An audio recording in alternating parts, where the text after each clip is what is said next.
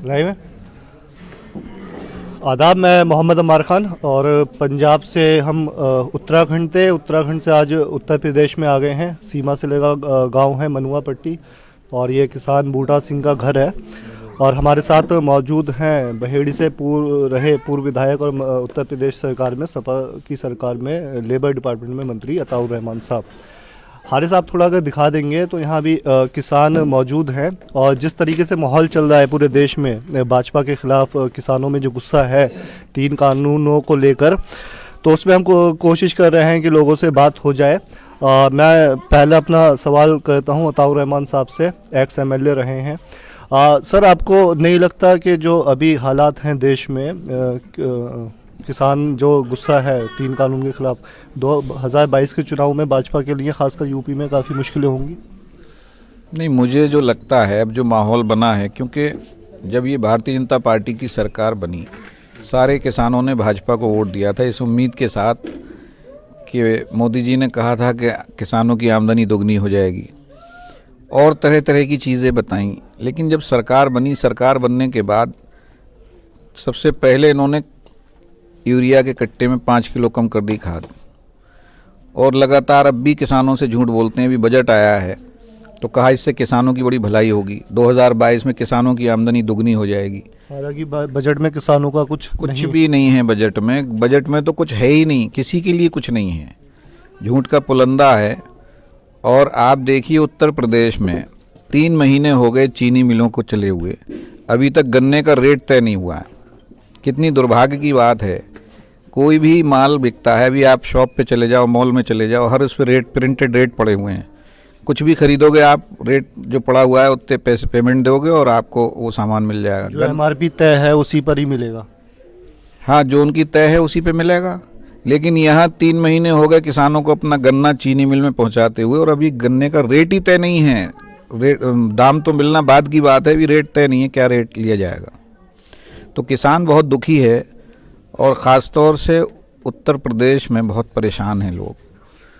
और ये परेशानी मुझे लगता है जिस तरह से अभी बड़ी बड़ी रैलियां हो रही हैं पश्चिम में और पूरे उत्तर प्रदेश में। बहेड़ी में हम लोगों ने भी अखिलेश यादव जी के आह्वान पे हम लोगों ने अभी ट्रैक्टर रैली निकाली थी।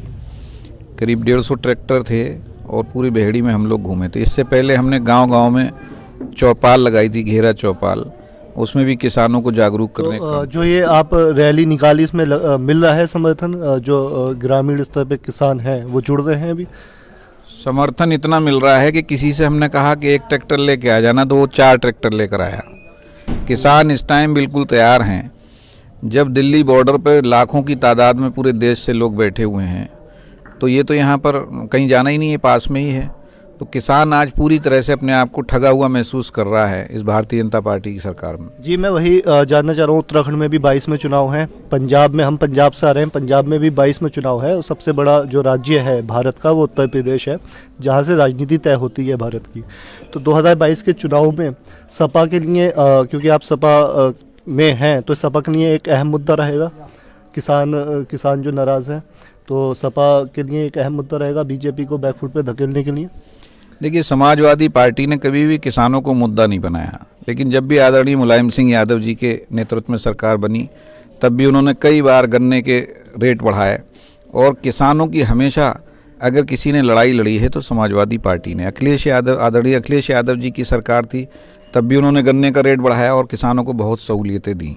तो समाजवादी पार्टी तो मूलतः किसानों की ही पार्टी है और उत्तर प्रदेश में भारतीय जनता पार्टी का कोई विकल्प नहीं है। आदरणीय अखिलेश यादव और समाजवादी पार्टी है और बहुत जन समर्थन समाजवादी पार्टी को मिल रहा है। सरकार 2022 में बनाएंगे, अखिलेश जी को मुख्यमंत्री बनाएंगे। 17 में चुनाव था, जो इनका मुद्दा था सबका साथ सबका विकास। हम जिस रोड से अभी आ रहे थे जब आप विधायक रहे तो ये खरंजा, जितना मुझे पता है, तब पड़ा था। उसके बाद से जो अभी मौजूदा विधायक हैं उन्होंने, हम ये जिस रोड से आए हैं यूपी का रोड है, तो वो सबका साथ सबका विकास वाली हमें लगा कि वो जो ज़मीनी स्तर पे नारा है भाजपा का वो कहीं ना कहीं अभी कामयाब नहीं हुआ है, ना विकास हो रहा है और शायद जो साथ की बात थी वो भी अधूरा रह गया है।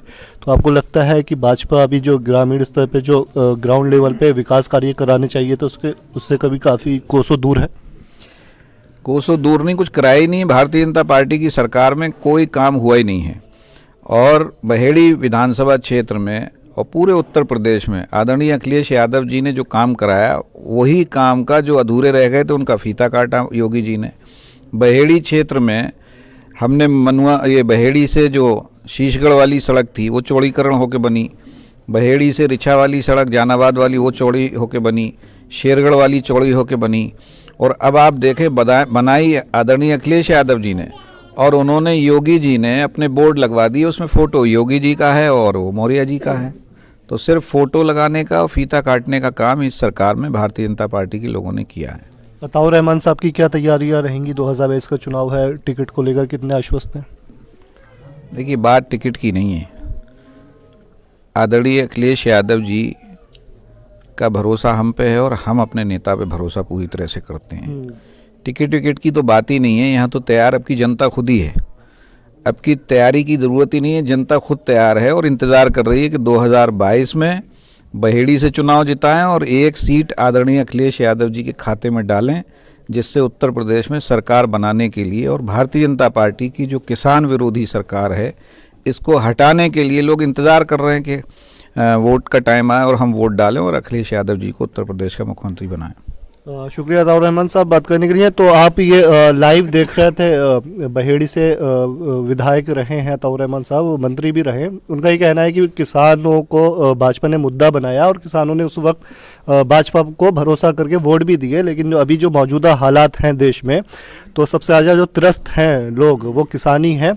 और 2022 के चुनाव में उन्होंने यही कहा कि सपा मुद्दा तो नहीं बनाएगी, क्योंकि सपा ने कभी किसानों का मुद्दा नहीं बनाया है।